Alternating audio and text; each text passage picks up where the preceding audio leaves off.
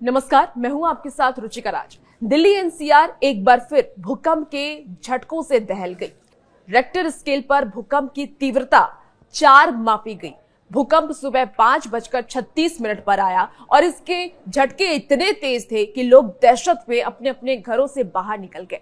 वैसे तो दुनिया में हर जगह कहीं ना कहीं भूकंप आता रहता है, लेकिन देश की राजधानी दिल्ली भी लगता है भूकंप का एपिक सेंटर बनती जा रही है। दिल्ली एनसीआर पर भूकंप का बड़ा खतरा हमेशा से मंडराता रहा है और इसके पीछे 3 प्रमुख वजहें हैं। पहला वजह है राष्ट्रीय राजधानी क्षेत्र हिमालयी टकराव जोन से मात्र 250 किलोमीटर दूर है। दूसरी वजह की बात कर लें तो दिल्ली एनसीआर से 3 प्रमुख फॉल्ट लाइंस गुजरती हैं और तीसरी वजह दिल्ली एनसीआर का बड़ा इलाका भूकंप के चौथे जोन में है और दिल्ली में कभी भूकंप के तेज झटके आए तो समझिए कि तबाही को कोई नहीं रोक सकता है।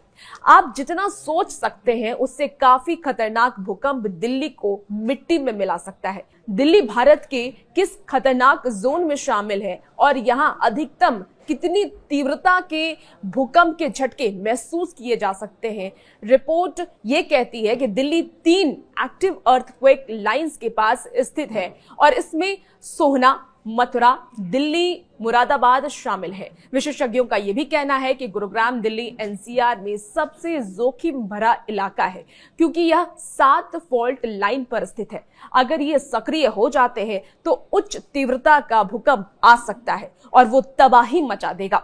भारतीय मानक ब्यूरो ने भूकंप की तीव्रता और आवृत्ति के आधार पर भारत को 4 भूकंपीय क्षेत्रों में बांटा है और इसकी मदद से ये समझने में आसानी होती है कि भूकंप आने वाले क्षेत्रों में रिस्क कम और ज्यादा कहां पर है, किन क्षेत्रों में भूकंप आने का खतरा ज्यादा बना रहता है। तो भारत में 4 भूकंपीय क्षेत्रों में जोन 2, जोन 3, जोन 4, जोन 4 भी शामिल है। आपको बता दें कि वहीं जोन 4 ज्यादा जोखिम वाले भूकंपीय क्षेत्र में शामिल है। यहां पर भूकंप की तीव्रता 6 से 6.9 तक हो सकती है। दिल्ली इसी जोन में आती है। यहां भूकंप आने का ज्यादा खतरा है। अगर 6 से ज्यादा तीव्रता के भूकंप आते हैं तो ये खतरनाक स्थिति का होता है और इतनी तीव्रता में कई जगहों पर तबाही का मंजर देखा गया है, जहां इमारतें पूरी तरीके से ढह जाती हैं और सब कुछ तहस नहस हो जाता है। आपको साधारण शब्दों में समझाती हूं कि भूकंप के झटके कैसे महसूस होते हैं। रेक्टर स्केल पर 3 से 3.9 की तीव्रता होती है तो ऐसा लगता है जैसे कोई ट्रक आपके नजदीक से गुजर जाए। रेक्टर स्केल पर 4 से 4.9 की तीव्रता होती है तो भूकंप से खिड़कियां टूट सकती हैं। रेक्टर स्केल पर 5 से 5.9 की तीव्रता होती है तो घर का फर्नीचर हिल सकता है।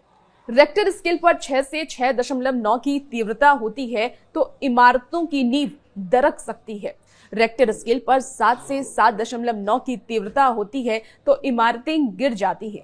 रेक्टर स्केल पर 8 से 8.9 की तीव्रता होती है तो इमारतें समेत बड़े पुल भी गिर जाते हैं और तब सुनामी का खतरा और भी ज्यादा बढ़ जाता है। रेक्टर स्केल पर 9 से ज्यादा अगर तीव्रता होती है तो फिर तबाही आती है और ये सबसे विनाशकारी स्थिति है।